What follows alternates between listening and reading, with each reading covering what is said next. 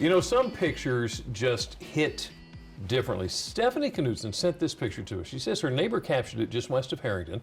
Stephanie says, here's what she wrote. The crosses were built by my boss, and we put them up every year at the beginning of Lent and keep them up through Easter as a reminder of God's love and sacrifice for us and to remind us of his promises. She says, last fall, a group of friends gathered to help plant over 4,000 spring flowering bulbs on this hill in memory of a neighbor who passed away last year of cancer. And Stephanie goes on to say, I think this picture is beautiful on so many levels. Wow, you know, it looks like a picture you would see on a calendar for April. Yes, gorgeous. It is very Absolutely beautiful. Gorgeous.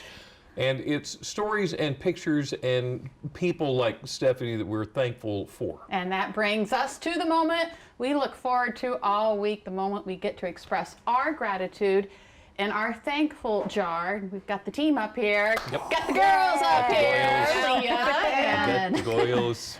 Yep. Katie. Who's Okay. starting? So Katie, this is your baby. Yeah, this is your thing. Oh gosh. I'll say it, I've never gotten to do it before. Yeah, so this is, do you want to go first? Or do you I want guess you just, Should you explain? back me up so I know what I'm doing. So basically what we're doing is we basically think about the week, can be, you know, pretty much on the show, having to do with being here, something, a memory that we loved this week, or something we're thankful for that happened this week. Okay. You know, could be anything. I will start, and what day? Oh yeah, it's April 1st. We're gonna write the date, and then we're gonna write down what Kind we're of hard to thankful for. remember that, isn't it? So here's the deal. This wasn't like necessarily a moment that happened on the air.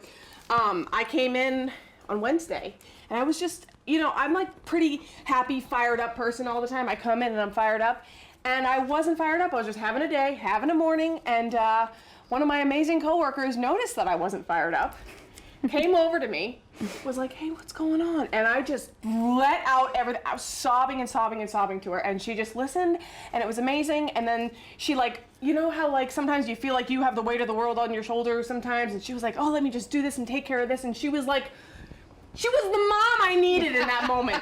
So thank you, Lisa. Aww. That's what I'm gonna put down. It's what we do on the team. And We that's look it. out for It's each like, other. this team is so much fun on air, but off the air, I want people to know that we are a family. Yes. We really are. And everybody behind the Which- scenes too, obviously. Which means we fight just like a family too. But we're not going to talk about that part. No. All right, Jimmy, what about Was you? it my turn? Oh, Yeah. Well, listen. Here's the deal. We talked to, and I had to write it down because I knew I wouldn't remember their names. The farm technology segment that we did absolutely fascinated me, and what I loved was how excited they were about it. We talked to Ginny Rosenkrantz from University of Maryland, and I can't even read that because I didn't bring my glasses. Oh, okay. Can you read my writing? Dr. Sarah Hirsch. Yes, from and Somerset Dr. County. Macy Sater. Yes, I yes. can read your writing Also- better than you. That's scary. From Wycomico County, because technology has changed a lot, and that's great. But their enthusiasm. Yeah. It was absolutely electric, and it was catching. I'm like, wow, I'm excited too. I think that, you know, when we get to meet people who are passionate, Yeah. and we use that word a lot. Yeah.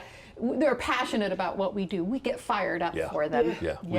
And We really do. I'm going to dovetail off of that. We're saving the best for last. You got some time there. It looks like you're writing a novel anyway. English major at work. Mine is along the same lines. We had Dr. Karen Barbosa from Tidal Health Yes. on the show the Yes. other day. Now, I want to say this right. Obviously, we're always talking about cancer, breast cancer, and you know there are supports there. I feel like a lot of times we say the same thing, worth saying over and over again. But Karen came in, and she is doing new research. She knows new things, and she's excited to help people with these new procedures here on Delmarva. And I don't know if you saw her. She was almost jumping out of her chair talking about it. And that just gives me chills just to talk about it. So mine, I say Tidal Health and Dr. Karen Barbosa. Yeah, absolutely. I like it.